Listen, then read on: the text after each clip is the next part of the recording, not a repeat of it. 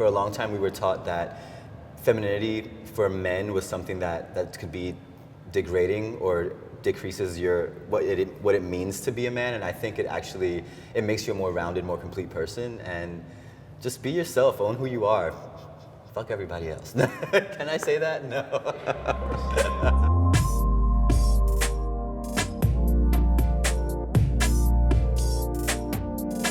Okay, so early life, Yes. going back to New York City. Yes. You're a kid, you're growing up, you're going to school. Yeah. What were you like as a young pupil in school? I always say it wasn't, my life as a young kid wasn't out of the ordinary. I don't mind referring to myself even then, and it took some time to get there too as a little girl, because that's what people saw me as, that's who I was then. I was a star pupil. I always wanted to be the best that I could be because I always wanted to impress my parents and make them proud of me. So I made sure that I was on top of my academics. If I needed help with something, I always asked my dad. I wanted to be just like him, so I played sports, so I was a student athlete all my life.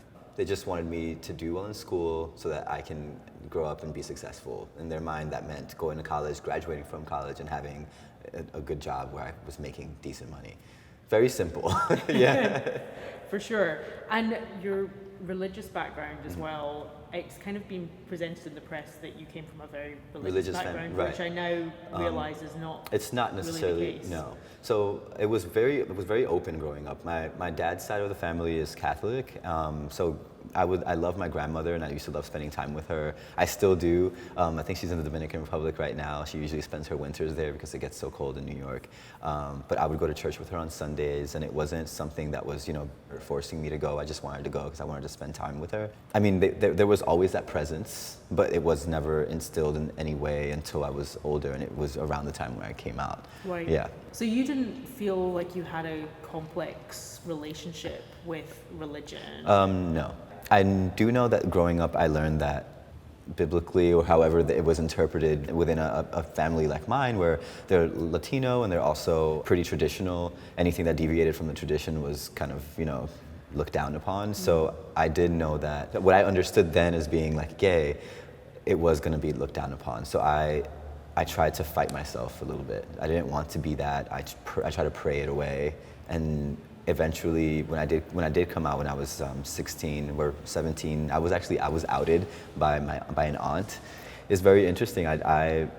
I kind of owned up to it then, because it's just I was sick of hiding who I was, and I was getting ready to graduate from high school and go on to college, and I was still trying to figure myself out, like my gender identity, my sexuality. I wasn't sure what was happening. You're a kid, and for a long time, any feelings that I had, I kind of pushed to the side and only focused on my academics and sports. Whenever anyone asked me if I was dating, I'm like, oh, I don't focus on that. I'm just focused on school and basketball. That's all I care about. So that's what that was. Yeah. So internally, I felt like there was something wrong, and I was hoping that God could fix it. So there was a little bit of that. So your aunt outed you as trans male? As gay. Okay. Yeah, because I didn't learn what trans was until I was 19. Right. I feel like I've had encountered trans people before, but I didn't.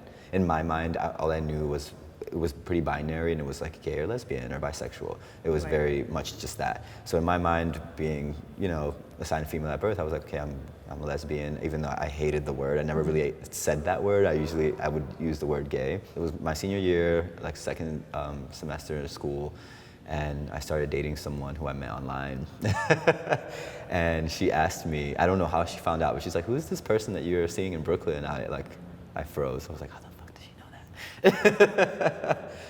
I mean, I wasn't gonna lie, and I told her who she was, and she told my mom, and all hell broke loose. Did you feel betrayed in that moment, or like you were robbed of your own opportunity? I didn't, no. It was a mixture of things, and I'm thinking back, and it was a relief, because it was kind of expected too. When people would ask, it was kind of assumed already. So for it to just be out there, I was like, okay, fine, this is what it is. And I told my mom and my dad, and they were not happy. For my dad, it was more the image of this perfect family that he wanted to preserve, which was not real. And then for my mom, it was what would happen to me in the afterlife. So she was so concerned with me going to heaven. Right. Yeah. How did you tackle being able to kind of bring them round and help them understand your expression and your sexuality? I just let them learn through observation, and if they had question, I try to answer it the best I could. I lived with them up until like last year, really, or a couple of years ago. I told my mom that I was going to start my medical transition a year before I actually started, and I told her, I was like, look, this is who I am, and this is what I want to do. It's going to make me happy. She was not happy, obviously, and she didn't think that I was actually going to go through with a medical transition. She kind of thought, she was like, yeah, sure, you're not going to do that. When I started testosterone, she was like shocked and taken aback at how quickly the changes started like coming about. And she had questions. I had some answers, not all the answers, and as time went on and I like moved forward with my transition, I kind of tried to explain things to her the best I could. In the very beginning, I would be very angry whenever she misgendered me, just because I felt like I wanted to be affirmed and I wanted my family to affirm me and who I was.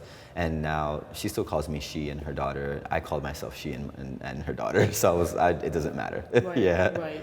Whenever you've spoken in interviews about recognizing that you didn't identify as female when you were younger, right, you mentioned being about 4 or 5 and having that realization. Yeah. So the whole language around non-binary thinking was not available to you, and that vocabulary just didn't exist in your realm. No, I didn't know. When I would stay at my grandmother's house, for example, and we would go to church, I used to pray. I used to pray to be tall, and I used to pray to be a boy. Like I would pray, like I wake up and I would be a boy. I remember that very vividly. So I knew that that's just who I was, but again, I didn't have the language to kind of communicate that, because I didn't know that it existed. Sure. Yeah. So where did you start getting your information Honestly, and your vocabulary? I have no idea how I even came across this stuff, but I was in college, my sophomore year, I was on YouTube. I don't know what I put into that search, but I came across trans people documenting their transitions on YouTube. And I remember two specific accounts that I started following religiously, and I was just like, oh my God, this is who I am.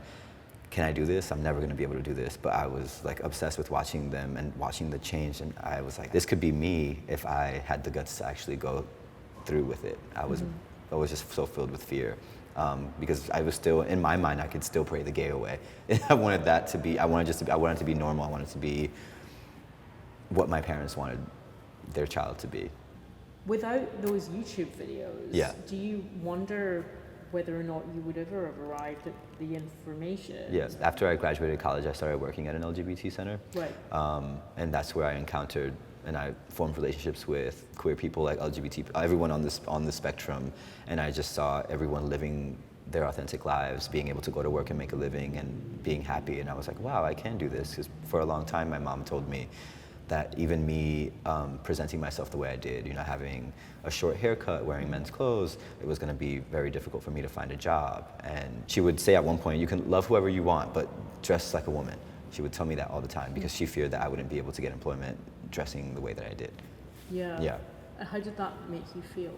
It was tough, but I knew, I told myself I'm capable of doing the work, so whoever hires me is going to hire me this way, or I don't need to work for them. Sure. Yeah.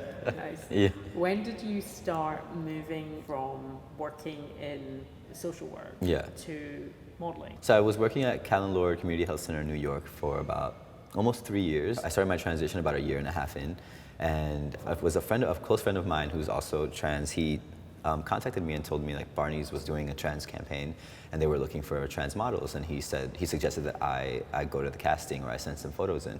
I was like, sure. Well, I didn't think anything of it. I didn't think I was gonna get it. I just did it because he was doing it too, and we were like, let's do it together. Why not? I go into Ford Models, and one of their men's agents took some digitals of me and my friend and sent them in, and I got a call back. And that was the first time I did any modeling work. It was before my medical transition, but I had already come out as trans. And was that the same as the shoot where you're in the Calvin Klein briefs? No, that was later. That was after I started. That was maybe 1.5 years later. Okay. Yeah. Because that was your major breakthrough. Yeah, that was right? that. Those went viral. Yeah. So that happened. I met a photographer named Nelson Castillo. He's a really cool friend of mine now, and he said he just wanted to do some portraits of me. And he had a stool set up in his like home studio, and it was just supposed to be like waist up on the stool, and we still have some of those shots. But I brought with me a pair of the Calvin Klein briefs, and I said, hey, let's take some photos in these. And he was just like, huh, good idea, why not? And we did those. That same night he edited 2, and he sent them to me, and I posted them on my Instagram. I was so excited to post them. I posted them on my Instagram. The next day they went viral. I woke up to a ton of messages, and it was mostly negative, something along the lines of trans people fooling other people. Yeah, I mean, there was a lot of negative feedback. Yeah, it was mostly negative, very transphobic. All of a sudden, I felt exposed, and I didn't know what to do. Did it feel somewhat like you had been in this kind of protective bubble? Oh, and yeah. Suddenly it burst. Right. Well, that's what, I guess when you put yourself out there, that's what happens. And that's why I think things like social media, they're amazing tools, but they can also be very dangerous, because all of a sudden you have all these people that you don't even know, like telling you who and what you are, and kind of just stripping away of everything that you've built. And if you're not strong enough to kind of keep that at bay, it can tear you down. I mean, I imagine that was the first instance that you've experienced that level of transphobia in such a mass. Right, and I had just, like, this was 1 year. I had just come out and just started the testosterone, just had top surgery, and it was like, whoa, I got really depressed really fast. I internalized a lot of what was said. I felt like a liar, like I was lying to myself, like I was lying to everyone else, and I wanted to disappear. Yeah. How did you move through that? You obviously got a buzz from the idea of doing this modeling. Yeah. And continuing that. Right. What was it that gave you the courage to continue to pursue it? I had to kind of step away from social media for a little bit, because I almost thought about deleting my page. But for some reason, I saw how quickly, even though the attention that I was getting was kind of negative for the most part, my followers shot up. I was thinking, I'm okay, all these people are saying these negative things, why are you following me? So I thought that was very interesting. And 2 weeks later, Laverne Cox reposted the photo. And all these folks that were supportive were contacting me and sending me DMs, and very positive.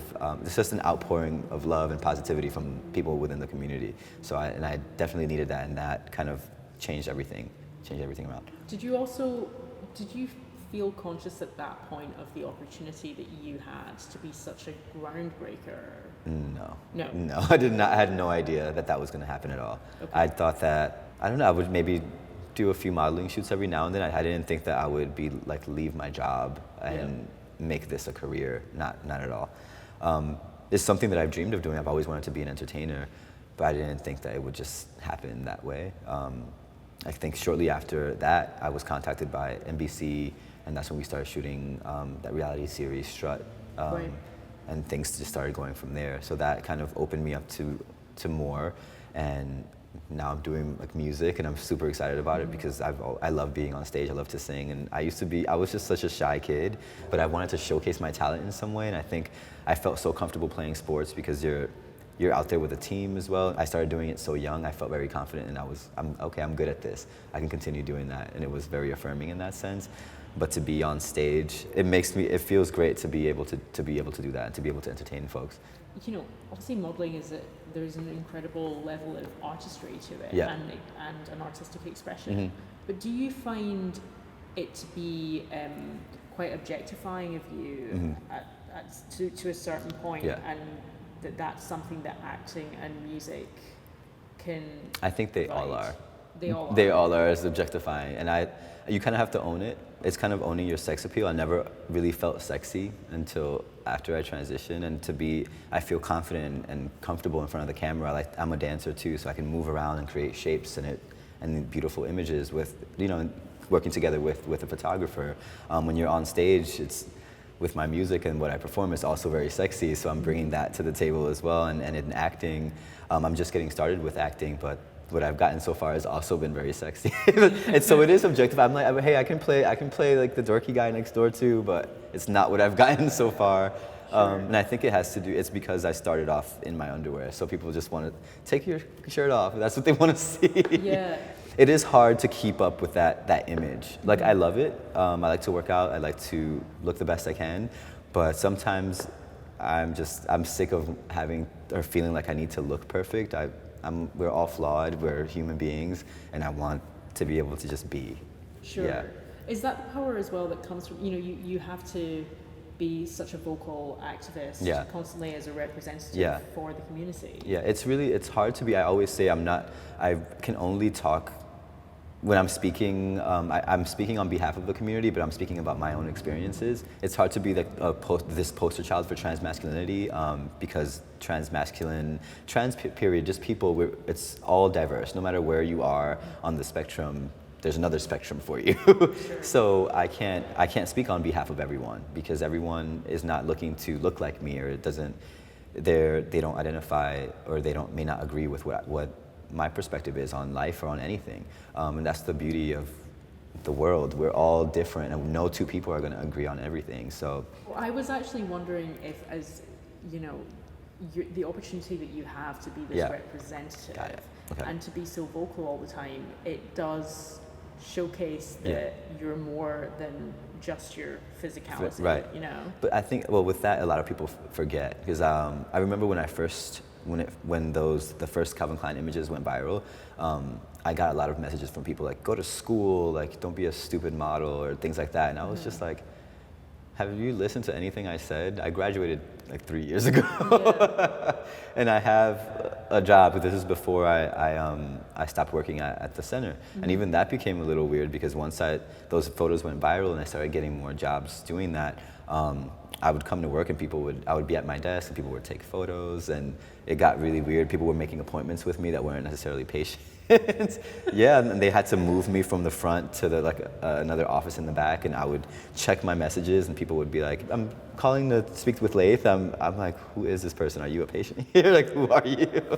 I think they just wanted to see me because it became this sensationalized thing because a lot of folks didn't know any trans masculine people, or they thought they've never met a trans masculine person, and it kind of blew their minds that like trans guys could be so invisible in a sense, because I always say it's because their gaze is not on us. It's usually the gaze it's on women, and people are looking and constantly trying to spot something that's not normal, whereas with men you kind of slip into whatever is normal.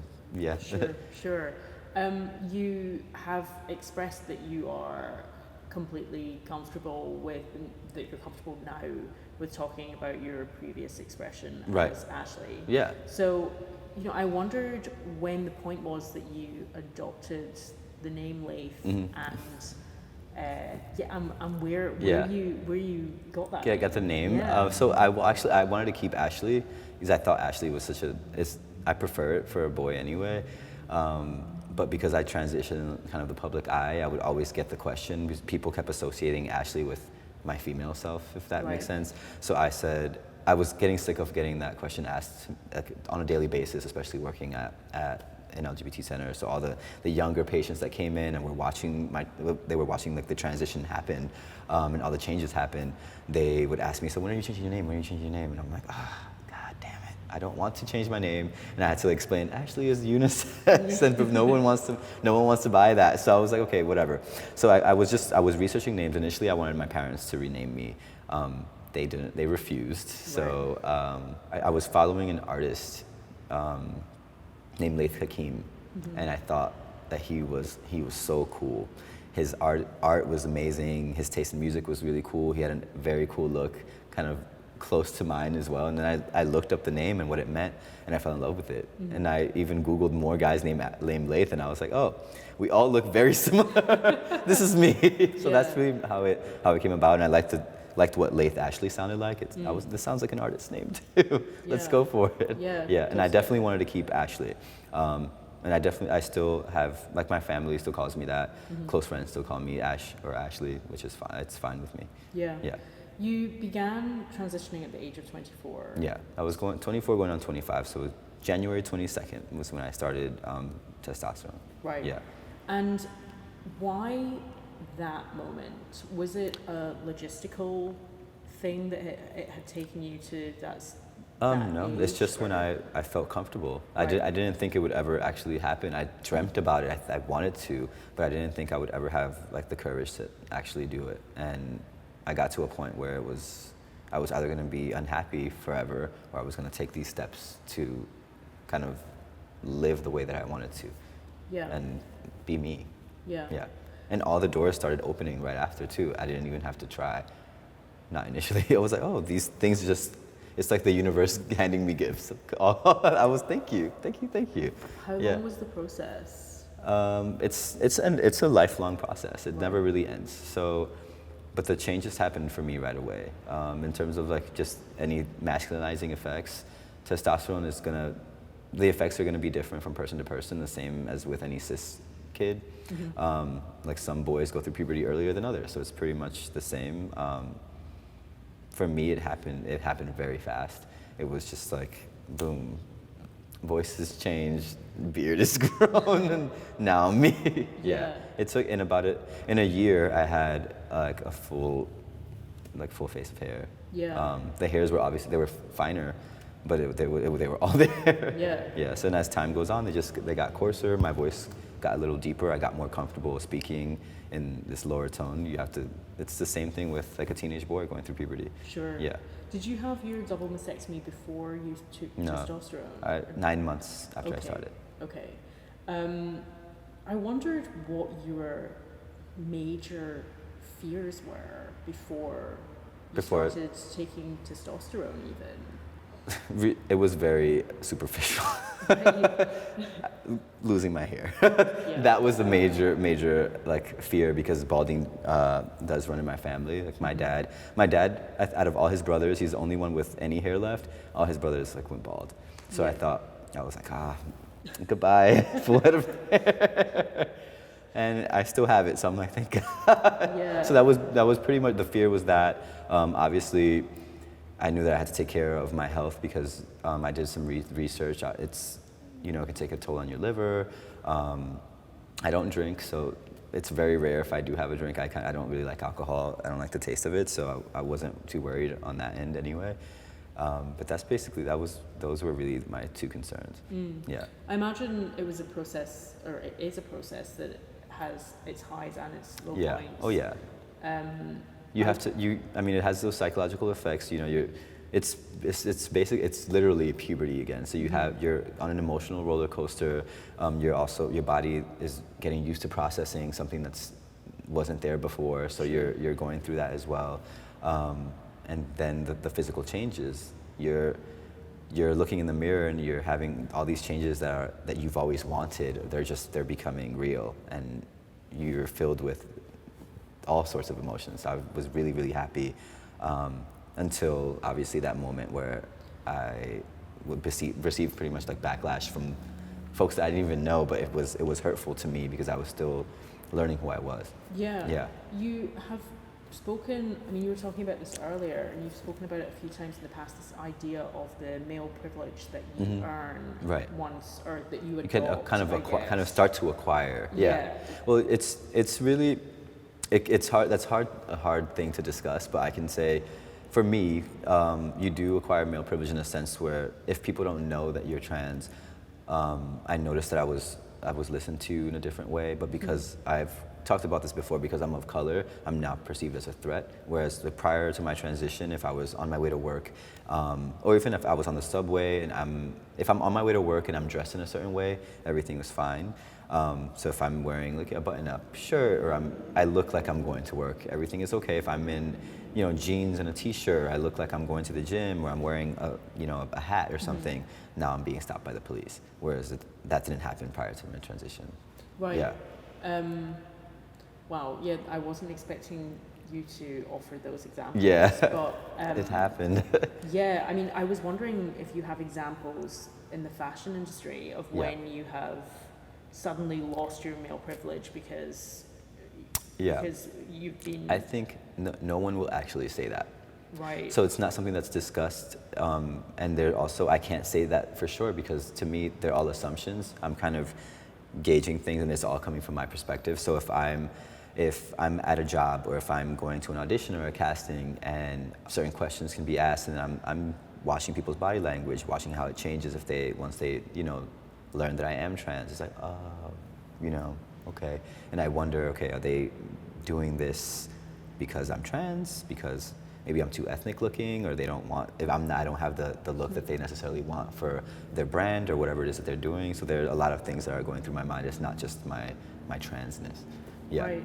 I mean, what is your experience as a trans male in the fashion industry? Is it? I mean, I imagine it's different on a daily basis. Yeah. Well, I'm told no all that. I'm sure that's true, and that's true for a lot of people in the fashion industry. So, like I remember when I first started and I was looking for representation, I was told, no, your look is okay, but we're not interested in representing you. And I took that as, oh, it's because I'm trans. And which is fine. I just wish they would say that. If they're afraid to maybe go there, they think that they can't really do much for me because of it, which is, I think, is just honest. If that were the case. I mean, I've been told you're too muscular or you're too short. That is understandable, especially for runway. Like, those guys are really, really tall. They're 6'2" and up. I'm not that. Like, I'm 5'10", and I would argue, I'm like, put me in a boot and put some lifts in there. I'm 6'2", like everybody else. I can walk down the runway, but which is fine if you don't have whatever qualifications it is that they're looking for. But at the same time, I think that the fashion industry, they control those specifications. They can change them if they want to. Like casting, like I said, the whole muscular thing. I think it's kind of ridiculous. I've seen a lot of models at different agencies. They're twice my size, and they're out there doing what they can. So I think it just depends on who likes you. Yeah. That's a lot what it comes down to, and I'm okay. I've become more comfortable as time goes on with not being liked for, like I said, when we were talking about my childhood, wanting to please my family, and that's how I was always with everyone. I wanted to be the best, be perfect. I wanted everyone to like me. I didn't want people to dislike me for any reason.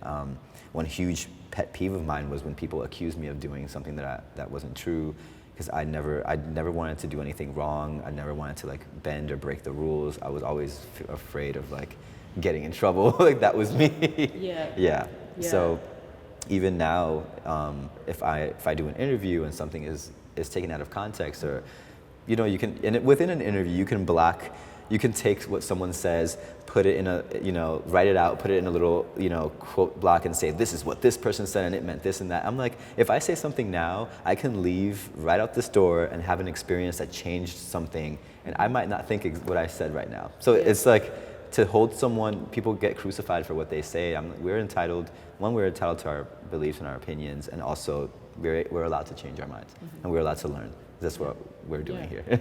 We're not finished articles. No, exactly. In any sense. Never. There's been so many highlights in your modeling career so far, from kind of walking the New York Fashion Week, runway, to doing a diesel campaign. I wondered, for you, like, has there been one specific moment that's felt like a real win for you, in the sense of how you've been able to kind of impact the commercial world of fashion? Every time I book something, that's it.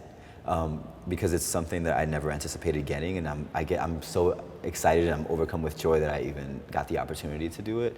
So, like, for example, when I got Diesel, I was like, oh my God, this is gonna be fantastic. I'm working with David LaChapelle. He's an amazing photographer. Like, we're out in the desert, like, rolling around in Diesel clothes, and it's gonna look amazing. So that was so much fun. And then, but even it's like right as that project is over, you're like, okay, what's next? So you're kind of never satisfied. You're always like striving to do more, do better, and like the next big thing. So I think it's still the case now. Even with this is being on GQ or in a spread of GQ. That was one of my goals, one of my dreams. So the fact that I'm even here, I can't believe it. And after I finished a shot with a different outfit, the photographer would show me the images. I was like, wow. Because it was so quick, and he's so good at what he does. So I was so happy I can't wait to see the images. I'm gonna post them everywhere. Let's talk about you were the first trans model in the pit crew on RuPaul's Oh yeah. Drag See, Race. when I did that, I had no idea the impact that it was going to have at all. Right. I did a campaign with the underwear company Rounderbum that they were promoting on that episode, and they called me up and they said, "Hey, are you interested in being part of the pit crew?" And I was just like, "How many guys? Isn't that like 50 of them?" And they were like, "Yeah, you'll be like one of like 28 dudes." I was like, "Sure, why not? Let's do it. It's a job. Let's see. Maybe I'll get to." I didn't think I would even get to meet. I didn't know I would be in the same room as RuPaul. I thought that everything was filmed kind of separately, and they would just have like the guys in one room, get a shot of all of us, and then we're done. Yeah. So I get there. I'm like, okay, just a bunch of dudes just hanging around. They give us some underwear. Everybody's like doing push-ups, trying to get a nice pump or whatever, and then they bring us out, and there's RuPaul. And I was like, oh. I'm actually seeing you in real life. And RuPaul, he's like 6'4", he's huge. So I'm looking up at this guy, and he wasn't in drag. He pulled me off of the line, and he held my hands. He was like, what you're doing is amazing. I didn't even think that he knew who I was. So that was pretty incredible. Yeah. I mean, I wondered if across the board, do you think that the fashion industry is becoming more inclusive, or do you think it has a long way to go? Both. So I think the fashion industry has definitely become more inclusive as time goes on. I think there's still a bit of like tokenizing that's happening, and I mean, it's a business. You want to make money. So if something is in and they're gonna bring you some revenue, that's what they're going with. And I said this before. I noticed like during Pride, for example, they slap a rainbow on their brand, and hey, we're cool with Pride, and you have to include us not just during for the Pride months, like throughout the year, especially if this is what you want to do as a career. If you're a model you're into fashion, or you want to sell clothes, or you want to be, a model for Target, and you want to sell whatever it is that they're selling.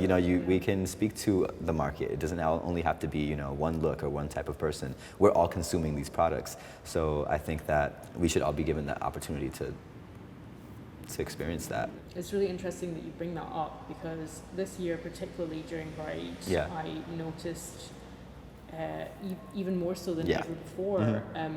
I won't mention one specific retailer, but I noticed that front and center in one of their flagship stores was a huge Pride display, and it's not an LGBTQ retail space. Right, and the thing that happens with that, what I noticed too, is because it's only done during a specific time period, and then it's taken down. It's also the larger community, the world community, if you will. They're like, oh, get this off of here. I remember even, like, for example, after I did the Diesel campaign, which was a very queer campaign.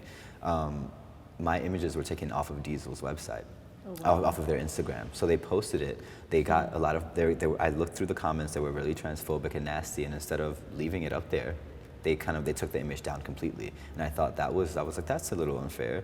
And they left, I think they used, the only images that they left up were the images of the white models, and maybe there was one African girl that they left up, and everyone else was white. Did you ever have a follow-up conversation with Diesel? No. I did. I wanted to do a follow-up shoot with David LaChapelle, but I think I may have lost. We lost contact, and he was traveling and doing work outside of the U.S. Yeah. But I wanted to, but I was afraid to reach out to Diesel. I was like, hey, why did you took down the image from your page? It was like, I was really proud of that, and now it's gone because people were being nasty on their page, and maybe they couldn't handle it and they didn't want it for their brand, but they didn't try to say, hey, like the name of the campaign is it was about not building walls. It's about love and community and togetherness, and you kind of went back on what the whole campaign was about by taking that down and letting them win. Yeah. I mean, it's interesting because I wanted to ask you about, your identity is inherently political for multiple reasons. Right.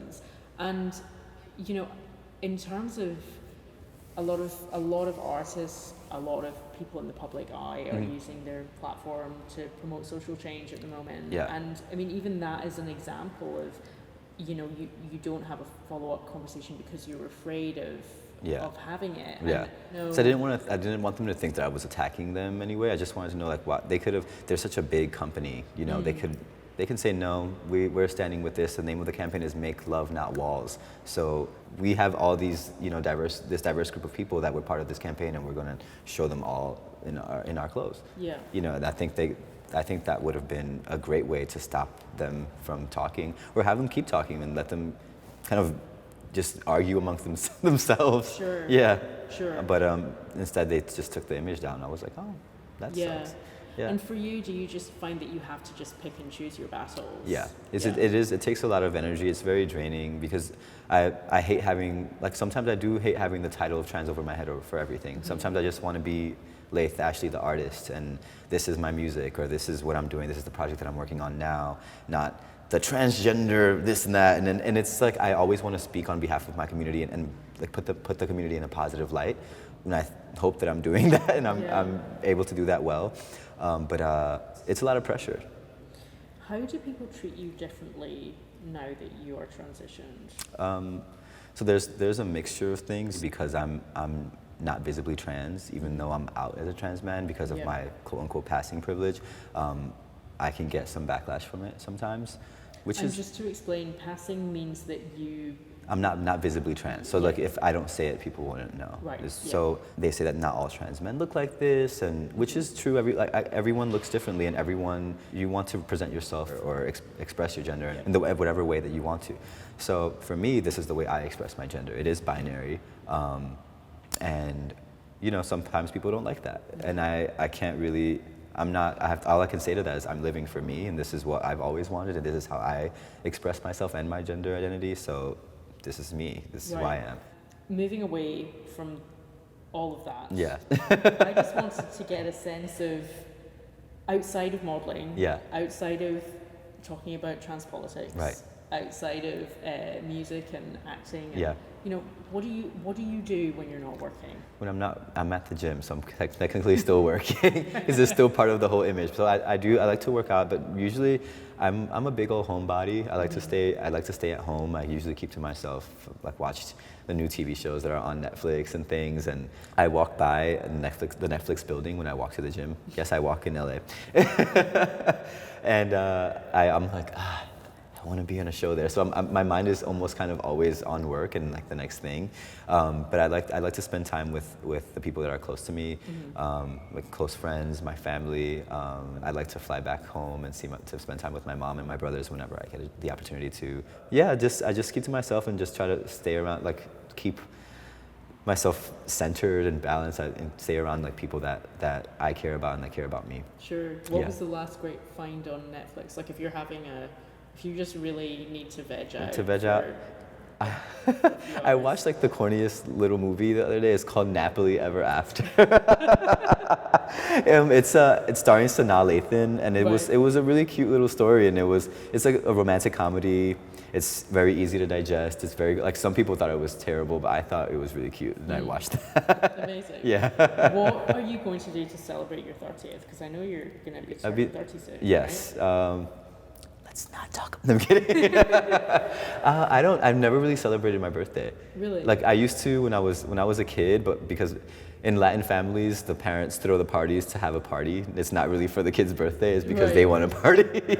But as I became an adult, I just didn't really celebrate my birthday. Does it feel like a milestone for you turning 30, or is it? Yeah, I feel like I'm finally like, at sometimes, especially being in this industry and. It's an industry that's obsessed with being young and being beautiful. There's that like, oh, I'm getting old, or I'm running out of time, and I need to do more before I'm, like, I wanted to do all these things before I was 30, like wealthy by this age, and whatever that means, you have all these things that aren't real, but you think that it's necessary because you're turning a certain age. So I just want to continue. I want to stay healthy. I want to be able to eventually like retire my mom, and I want to be able to continue doing what I love to do, just continue entertainment and doing music and all of it. I'm glad that I'm able to do all these things in entertainment. I never thought this would even be possible. Like even sitting here having this interview, it's crazy. One last question for you. Yeah. So how do we define what it is to be a man in 2018? I think that like the person has to define that. I can't give a generalized explanation. I can define masculinity or being a man for me. It would be to be my authentic self, to be okay with my femininity and my softer side. Like there's nothing inferior about it. I think it makes me more complete, and it can make any man more complete to be in touch with that. I'm not afraid to cry. I'm not afraid to be gentle. I think those are very beautiful things. I also like that there's a strength behind it. So there's all of these, it's just all of it. It's like a flower. You don't let anyone else take it away from you. No one else defines it but you, and no one can tell you that you're inferior because they think that you are. That's just their opinion. Yeah. Wonderful. Yeah. Thank you so no much. problem. Thank Yeah, you. It's a pleasure to talk to you.